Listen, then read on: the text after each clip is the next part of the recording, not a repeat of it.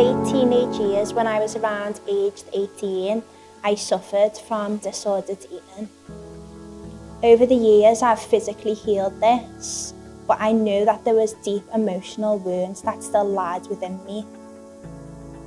The past few years have been a journey of self-discovery and self-inquiry, on going deeper into them wounds and seeing where they really root from, digging them up at the root and really beginning to heal on a deeper and more subconscious level. So one day I was deep in a meditation, doing some inner child work, and I remember feeling this overwhelming calling, to dig out some old pictures of myself when I was younger, and also some of my psychology research that I'd done during my degree. I remember being in university and learning about disordered eating and all the different ways that it can arise for so many of us. During that time, I was actually suffering myself, and I remember thinking, why is no one listening to these calls for help? During this meditation, I had a light bulb moment, an idea to create this documentary and shine light on many of these issues that we as women suffer so deeply from. Diet culture is rife, and the age that women are being diagnosed with disordered eating is becoming younger and younger each year.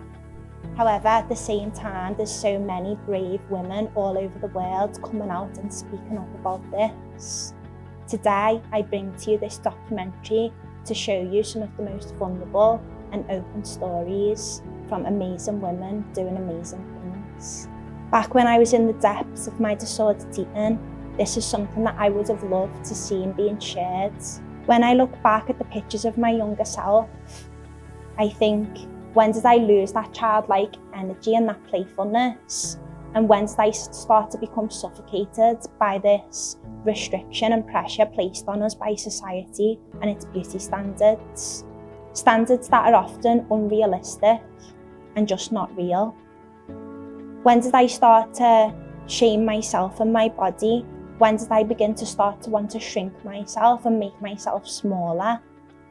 When did it begin to rule over my life? And when did the little girl staring back at me in the mirror morph into the woman that I could no longer recognise? When did I start internalising the belief that I wasn't enough? That I wasn't skinny enough or I wasn't pretty enough? I want this documentary to serve as a message that we can free ourselves from this. We can stand up and we can rise up together, and we can show that we are much more than just our bodies and what we physically look like on the surface. We can free ourselves by going deep within and healing those wounds with radical acceptance and compassion. When we do heal these wounds within ourselves, we'll also begin to heal the collective around us, and that's what's so amazing about this work. We free ourselves by realising that we can heal.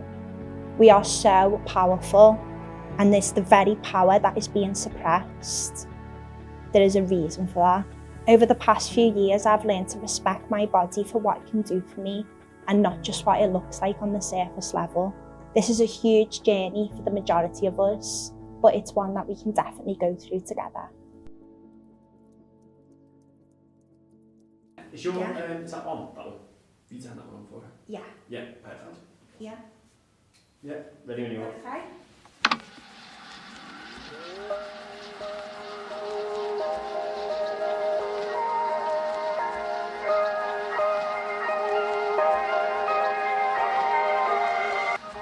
Hi, I'm Lizzie McCartney. I'm 28 and I am a self-love coach and a body empowerment coach. My name is Amelia. I'm 22 and I'm currently studying fine art, so I'm an artist.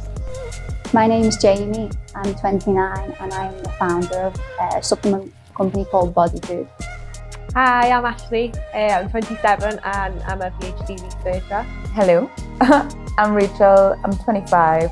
I do HR, but I also do a bit of modelling, so I'm a plus size model. Hello, my name's Emma. I'm a yoga teacher. I am a sacred sound carrier. I am and also a plant-based nutritionist. My name is Jade. I'm 31 and currently a mental health practitioner in a secondary school. My name's Emily Barrow. I am 24 years old. I'm a personal trainer and a support worker.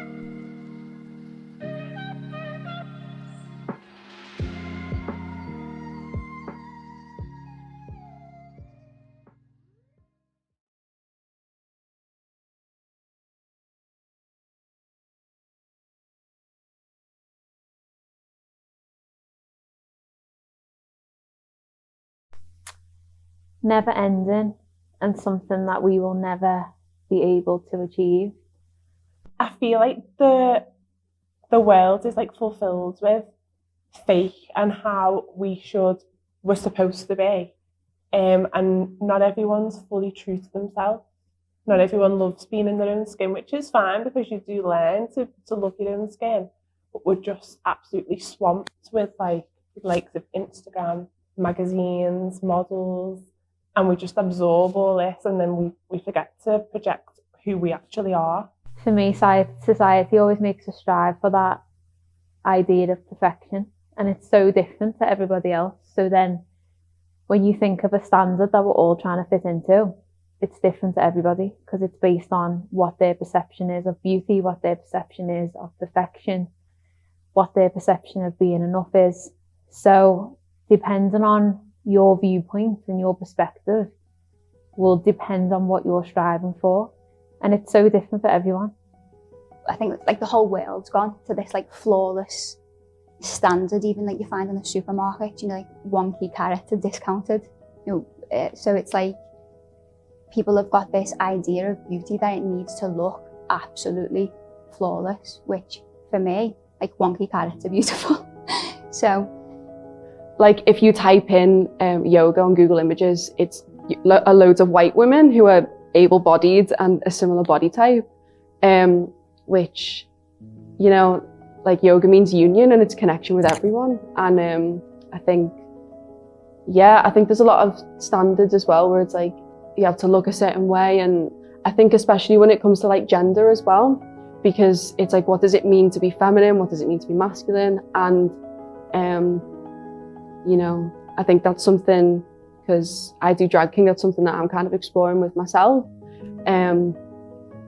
So yeah, I think there are negative standards and a lot needs to change within the system, but I do think things are changing as well. And there are role models out there like Lizzo, she's amazing, who are beginning to change that, definitely. So beauty standards to me are just, I don't even have words for them because they're not a something. It's like a set of rules that we are conditioned to believe that we have to live up to and we have to uphold to be deemed enough, but we are enough.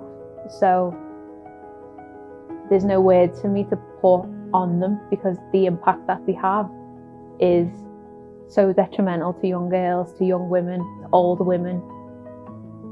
Beauty standards to me are bigger than us because we are just constantly, from literally the day we start consuming information, we are upheld and pinned against these things that change, constantly evolve, they're constantly shifting. So then we as women have to shift to match it, to be good enough. So for me, that's what comes to mind when you ask me about beauty standards.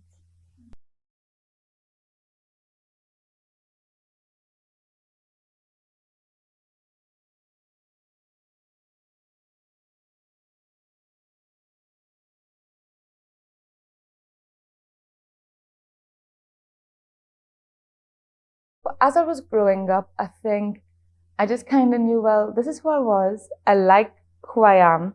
I think I'm an amazing person inside and out, and I appreciate who I am. So these pressures that people are trying to place on me, I was kind of like, this isn't the way that I feel. That's what they're trying to tell me how I should be. So why am I trying to listen to them? It was just like an internal battle. I was kind of like, I don't actually feel that way, so why are they telling me that? Like, I like my hair. It mightn't be as defined as people on the internet are saying that it should be, or I need all these serums. Even though I do love serums, I love all these things to be like, oh, but it doesn't always need to look like that, or you don't need to fit a certain mold.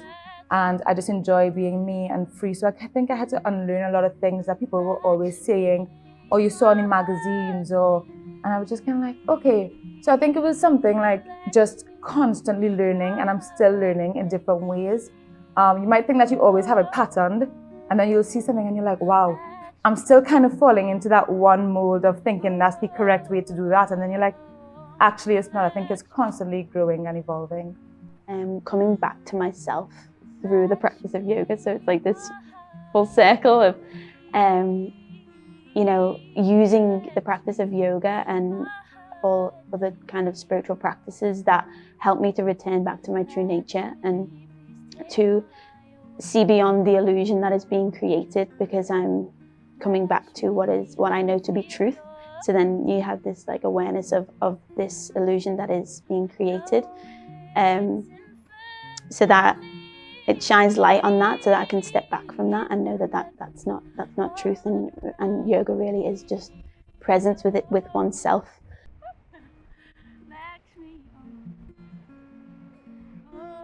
So the ways I free myself from society's beauty standards is self-knowledge. I'm very happy with myself. So if it started with, you know, becoming mentally happy more than physically. Now, if I feel good on the inside, I look good on the outside for me.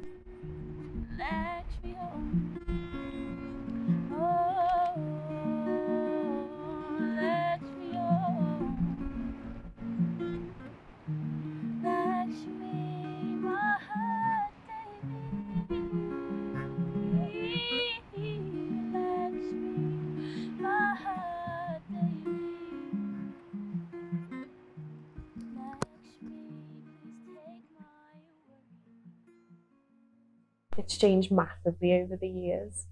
You know, when problems first started showing up, it was you know, starving myself, you know, not having any respect for my body at all. My body weight was always used against me, so I was always known as the fat girl in school. So there would obviously be comments calling me fat. People would say to me, "You've got a pretty face for a fat girl." So I always knew it was a something. So I remember from the age of like 14, just looking in the mirror, just crying, just like completely hating myself, and just, I would cry to my mom, and I knew that it was a thing. I knew that it was something that I had to be aware of that made me different. At its worst, when I was about 13, 14, it was, you've seen how many days I could go without eating. I've got these like vivid memories of me in my dad's house, and I think I was on like my third day of not eating any food, and I was just like surviving on like Diet Coke. You know, like I remember being in high school and like going through puberty and being really uncomfortable, and like, you know, and kids can be like, you know, horrible. And like I was always really different in high school, so like, yeah. And like I remember being in the change rooms and peeing, like having leg hair, and like girls being like, and then you're like, oh no, I've got to get rid of it, and it's like, oh. And I remember as well when I hit puberty, I've been told like, oh, you've put on weight, you need to like have these salads, and you need to like start like losing it. And they were horrible salads as well. They weren't even healthy or nutritious. They were just like really disgusting bowls of, do you know what I mean? And I think, yeah, that from looking back, I was like, oh my God, like that instantly makes you think like you've got to change yourself, and that you're not enough as you are, and you're not like, your body's wrong somehow. But how can your body be wrong? Like everyone's body's beautiful in their own way. Well, when you have a problem with your body, you have a lack of worth. A lack of worthiness. So when you pin yourself up against your body image and people point it out to you and people make you feel like you're different, you begin to feel like you're not as good enough as your skinny friends, or you're not as good enough as those girls who the boys like in school. So all that happened to me is, as I got older, I lost the weight, but the lack of worthiness just came out in other ways. So I started the gym, and I got the body I always wanted, but the lack of worth was still there. It was still showing up, and that developed in a binge eating habit. That developed with me having body dysmorphia. And I think back to those memories, and I just think, you know, I felt like I was going to drop dead. But it's been such a gradual change, and it shows up in many different ways over the years. So I think as well, relationships throughout my life have always been sort of like a bit of a band-aid on it, and you know, you're able to if you're getting your self-worth from external people, it's not really self-worth at all. So, you know, in between relationships and in private as well, I always just didn't feel enough. And as well, like I think a few years back, I was probably at my most fittest point, but I was probably at my mentally like worst as well, because I wasn't really in myself, and I didn't really know who I was, and I was just like doing it for the outside appearance of like, you know, coming across as someone who's really fit. But you can lose yourself in that. Like, it has to be a two-way thing. You've got to like know yourself inwardly, and then for that to come outwards. Do you know what I mean? Because yeah, everyone's beautiful in their own unique way. Yeah. You know, about last year when I just, you know, obviously we all had a lot of time to really think about ourselves and think about the self. And I got taken back to all those memories, and I really had to live through them, so that I could feel secure finally. And I think I'm really starting to reap the benefits of that now, and feel more into my body and feel so aware. And I just can't believe how much I tortured it really, and how much I disrespected it. You know, this is the vessel that carries our souls round, and we've got so much to give. And yeah, I just destroyed it for so many years and disrespected it, and it's been a huge journey. So yes, I have felt it. Yes, I have felt it since as early as I can remember, but now is the one time in my life where I can say, I don't feel it, I don't care about it. I love myself unconditionally as I show up, and I've never actually been happier and more connected in my skin, which is quite amazing to be able to say that.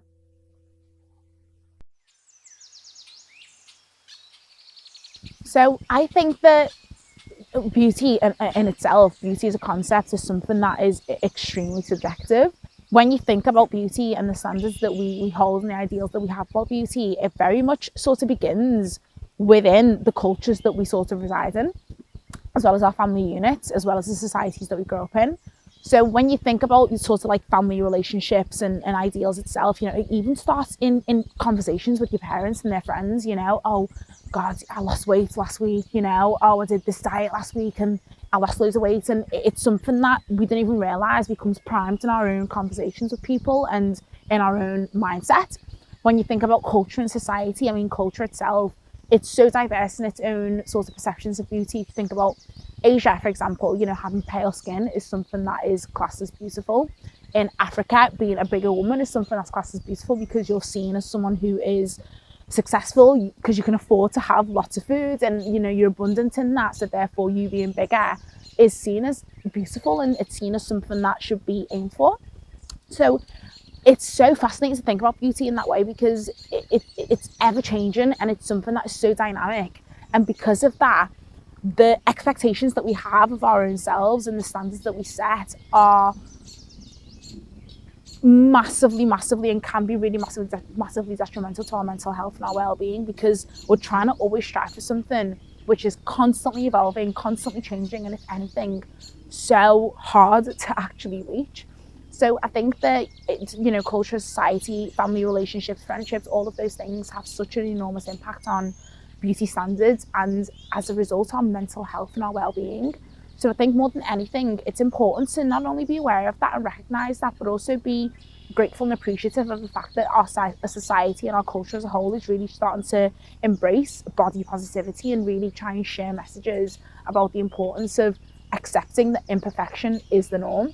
So that is such an incredible thing to see. And I think, again, more than anything, to add to that, recognising that whatever your standards are of beauty, they are your own, you know, and yes, they will always be influenced by external factors, but more than anything, recognising that it shouldn't be something that defines your worth as a human being. It shouldn't be something that defines how loved, needed and worthy you are as a person.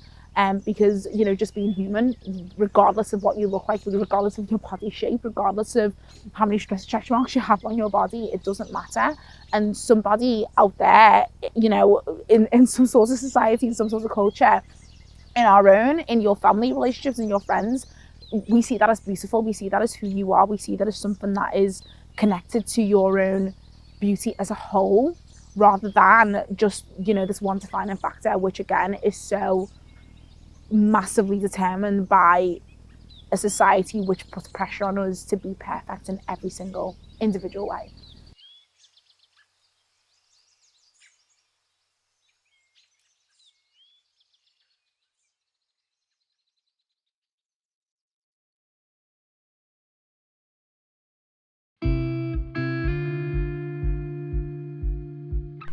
For me, I'm that big push on getting out into nature.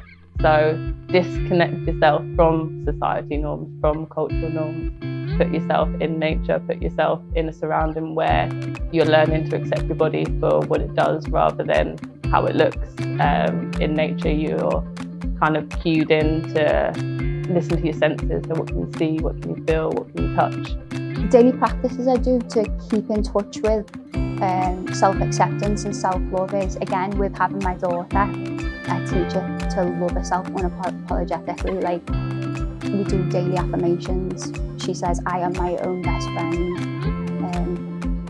So it's her, really. So I set myself boundaries. I'm not always on my phone. I'll take a step back, I'll go into nature. I'll feel really grounded within myself. I'll take my diary somewhere and just kind of block out society and just come within my own bubble and within my own self. And I also think just reassuring myself every day, like my affirmations and positivity, and I just make sure that I am still feeling into my own energy and my skin is pure and I'm not getting too swamped again. And that kind of takes that focus of what your body actually looks like, takes away the society constructs of what you should be looking like. I think there's some research that's quite interesting that says the more time we spend in nature, the more time we spend outdoors, the better our body perception is. So we learn to kind of reconnect with nature and then reconnect with who we are and ourselves, essentially, without kind of fitting into that. So for me, it's getting out and understanding my body as a kind of function rather than using it as something like what it looks like.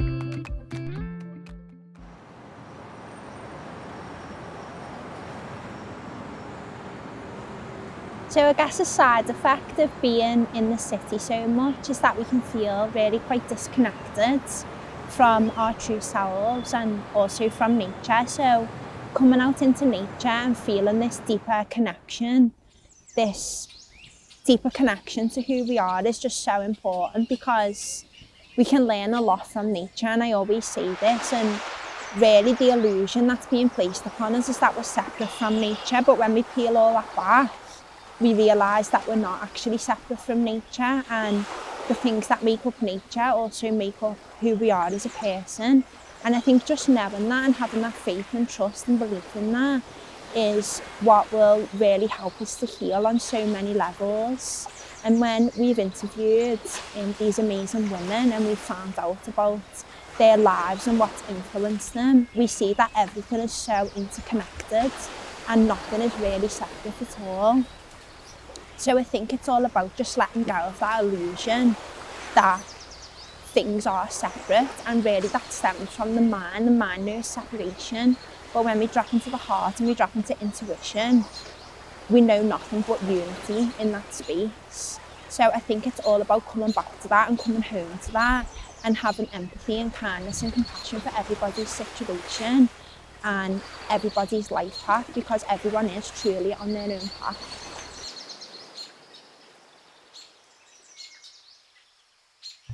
And if you could give some advice to your younger self around this topic, what would that advice be?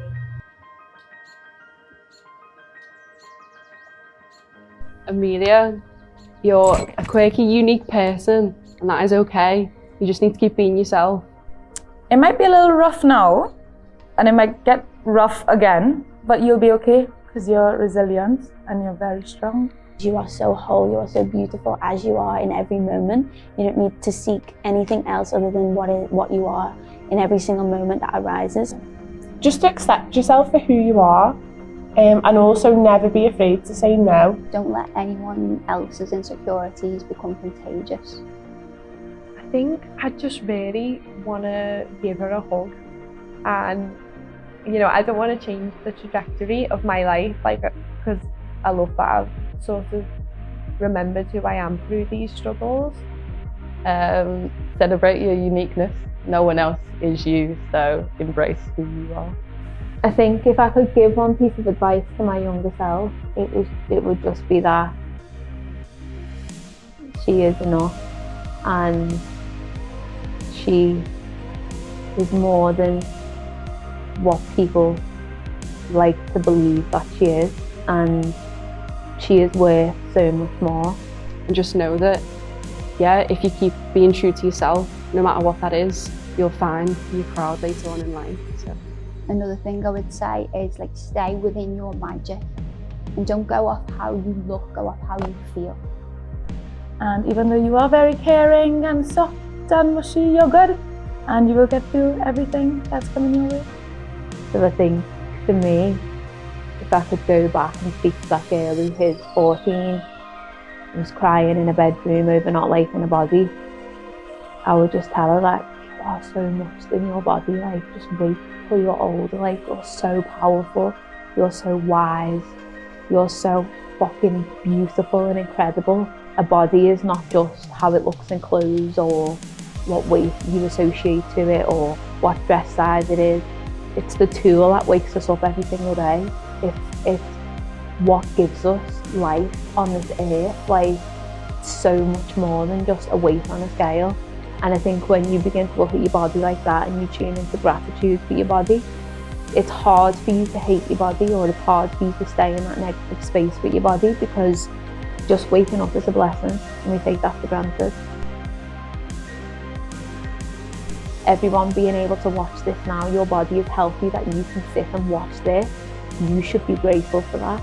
Not worrying about if you've got a belly and if your arms are a little bit soft. Like, who gives a fuck? No one. We don't care. And that's just what I would say. Like, that's what I say to everyone, what I say to clients. And the sooner you realise that, the sooner your whole life changes, because you have space in your mind to live. You have space to enjoy. You are not thinking about your body anymore.